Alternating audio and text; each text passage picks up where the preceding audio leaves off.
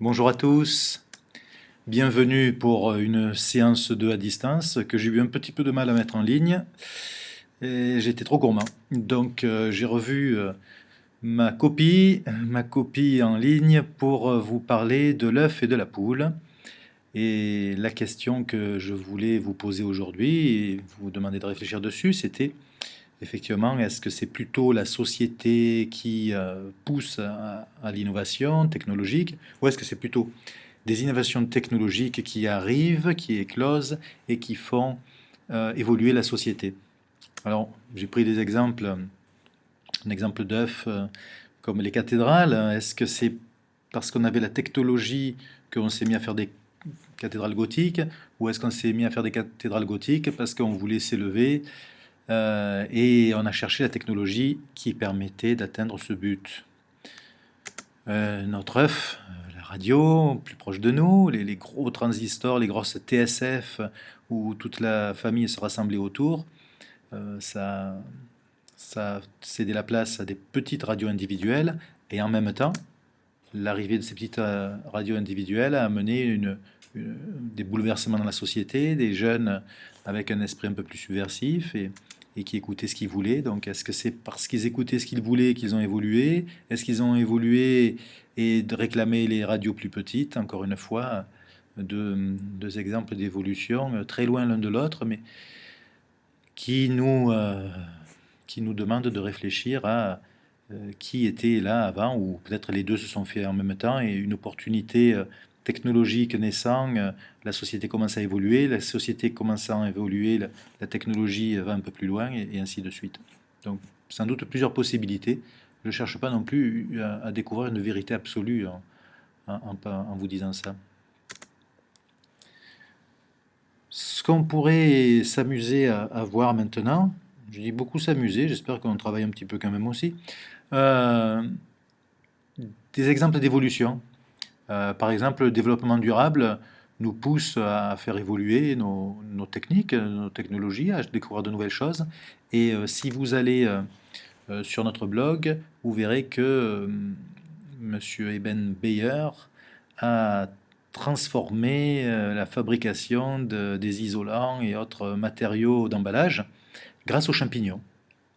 Donc les champignons pour remplacer les matières plastiques fabriquées à partir du pétrole. Vous pouvez aisément imaginer les avantages. Allez voir cette vidéo, c'est très surprenant. D'autres évolutions dues aux technologies de l'information qui permettent la mobilité, la globalisation, la réalité augmentée. Donc, comme par exemple l'homme augmenté. Depuis l'invention de la souris et des écrans fenêtres à Palo Alto à dans le milieu des années 60, on a toujours cherché à augmenter nos capacités cognitives grâce à des ordinateurs, et j'ai l'impression qu'on y arrive pas mal. Et là, vous verrez un chercheur du MIT qui présente un dispositif sixième sens. C'est toujours sur notre blog, donc à votre disposition pour les commentaires. Et c'est un système vraiment aussi qui laisse rêveur. On a aussi, tout augmente, hein, le client augmenté, donc avec une vidéo assez amusante qui est une pub d'IBM sur les puces RFID. Donc vous allez voir la nouvelle manière de faire les courses là, grâce aux puces RFID, donc un client augmenté. On a aussi des paquets augmentés qui conduisent un camion, presque. C'est la chute un petit peu amusante de cette pub IBM. J'aime beaucoup ces pubs. Euh, sont très percutantes. On voit qu'IBM a les moyens de faire des choses sympas. Donc tout ça est en ligne pour vous. Tout augmente.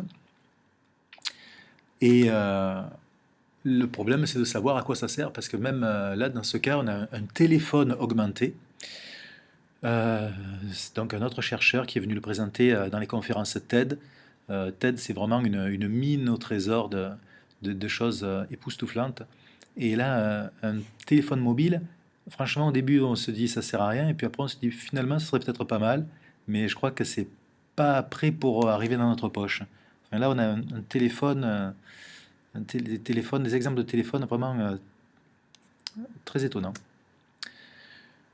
Donc tous ces téléphones qu'on voit pas encore, on en a quand même vu dans nos poches. Je pense que même malgré votre jeune âge, vous avez dû voir de sacrées évolutions ces 10 dernières années où vous avez profité de, de- de nouveaux outils, de nouvelles manières de suivre les cours comme celle présente.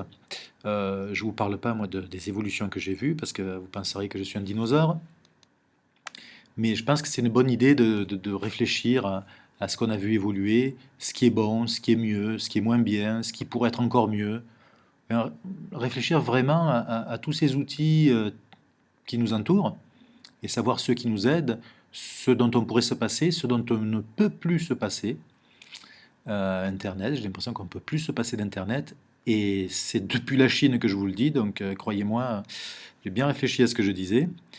Oh, c'est très difficile d'avoir des limitations sur Internet comme on peut en trouver ici. Bien sûr, il y a des moyens de passer outre, mais c'est compliqué et on se rend compte qu'Internet est devenu incontournable.